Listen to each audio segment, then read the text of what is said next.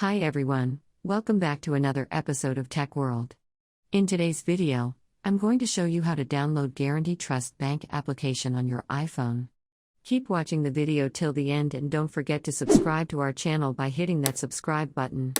Also press the notification bell icon so that you'll never miss another upcoming updates from us.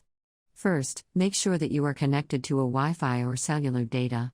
Once you are open your apps or from the app drawer. As soon as you do that, go to the search button at the lower right-hand corner and in the search box that appears at the top type in Get Into Trust and make a search. You'll be able to find the application in the search results displayed on the next page.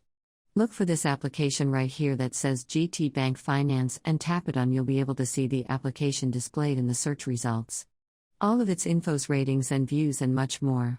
To get the application downloaded on your iPhone, tap the Get button right beneath the app. The download will begin for your application.